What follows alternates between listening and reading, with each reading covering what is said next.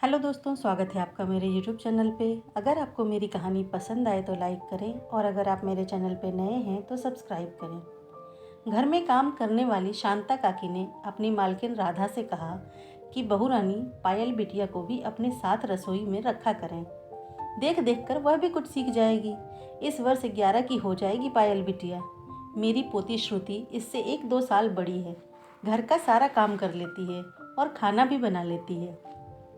राधा ने बोला, क्या बोलूं शांता काकी, मैं तो बहुत कोशिश करती हूँ पर इन बाप बेटी पर कोई असर ही नहीं होता है। बहू रानी, यह तुम्हारी जिम्मेदारी है। माना कि अभी सारे ऐशो आराम है पर कल का कोई भरोसा नहीं।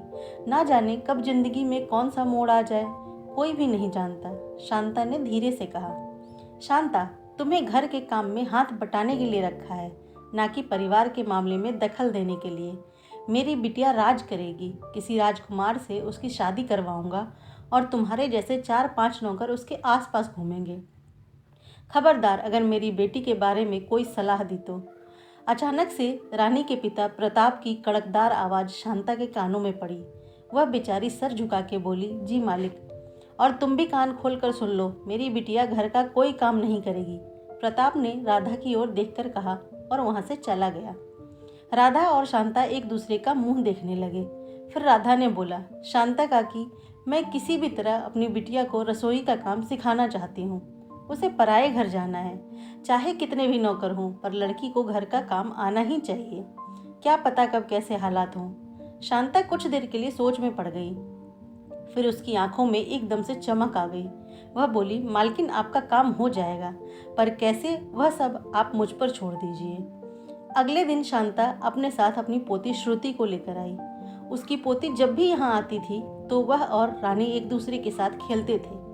आज भी श्रुति को देखकर रानी खुश हो गई और उसने बोला, अरे श्रुति, आज तो तुम बहुत दिनों के बाद आई हो, आ जाओ हमारे कमरे में खेलते हैं। श्रुति ने बोला, नहीं, कमरे में नहीं, यहाँ बाहर खेलेंगे।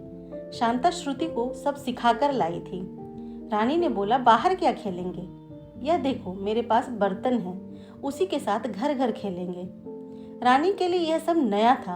वह खुशी खुशी मान गई। दोनों खेलने लगे। श्रुति ने कहा, रानी तू सब्जी बना, मैं रोटी बनाऊंगी। रानी ने कहा, मुझे तो सब्जी बनानी ही नहीं आती है। अरे कोई मुश्किल काम नहीं है, मैं सिखाती हूँ। श्रुति ने धीरे धीरे सब्जी में कब क्या क्या डालना है, कितने देर में सब्जी बन जाएगी, सब समझा दिया। सब समझकर रानी सब्जी बनाने लगी। कभी भूल जाती तो श्रुति से पूछ लेती। ऐसे ही श्रुति रोज आने लगी। धीरे धीरे रानी को काफ़ी जानकारी हो गई। अब उसे इस खेल में मज़ा आने लगा था। जब काफ़ी दिन हो गए तो एक दिन शांता ने बोला, अरे क्या नकली नकली सब्जी बनाती रहती हो, आज असली बना कर देखो। शांता ने असली बर्तन और चाकू सब्जी उनको दे दी। रानी ने कभी चाकू पकड़ा भी नहीं था, पर उस दिन श्रुति की मदद से उसने सब्जी काटी भी और बनाई भी। जब राधा ने खाई तो उसे यकीन ही नहीं हुआ कि यह रानी ने बनाई है। उसने बेटी को बहुत प्यार किया। अब रानी की रुचि भी रसोई में बढ़ गई। जब तब कुछ न कुछ बनाने लगी। बड़ी होने तक वह पूरी तरह से रसोई के काम में दक्ष हो गई। इस बात का पता प्रताप को कभी नहीं पड़ा। वक्त आने पर प्रताप ने अपनी बेटी रानी की शादी बहुत पैसे वाले घर में कर दी। जब वह पहली बार बेटी से मिलने उसके घर गया तो घर की दोनों बड़ी बहू खाना बना रही थी और उन्होंने ही खाना परोसा भी। प्रताप ने रानी की सास से पूछा, आपके घर में तो इतने सारे नौकर हैं, फिर भी बहुएं काम कर रही हैं। उसकी सास ने बोला, नौकर घर की साफ सफाई और दूसरे कामों के लिए होते हैं, घर की अन्नपूर्णा तो बहुएं ही होती हैं। मेरी दोनों बहू के हाथ में बहुत स्वाद है। उम्मीद करती हूँ रानी भी हमारी इसी परंपरा को आगे बढ़ाएगी। उनकी बात सुनकर प्रताप के हाथ पैर ठंडे हो गए। उन्हें पता था कि रानी को तो कुछ बनाना आता ही नहीं है। तभी रानी की आवाज़ उनके कानों में पड़ी, पापा हलवा लीजिए, आज मेरी पहली रसोई थी। प्रताप ने कांपते हाथों से कटोरी को पकड़ा और एक चम्मच मुंह में डाला। वह हैरान रह गया।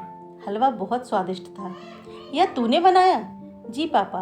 प्रताप ने राधा की ओर देखा तो वह धीरे से बोली, अगर आप बाप हैं तो मैं भी माँ हूँ। अपनी बच्ची का भला बुरा किसमें है मुझे पता है।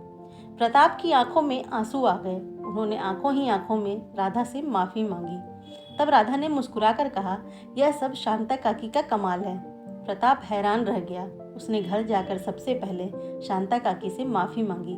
अब वह समझ गया था कि पैसा से ही सब कुछ नहीं होता। उस दिन के बाद एक नए प्रताप का जन्म हुआ, जिसे देखकर सब बहुत खुश थे।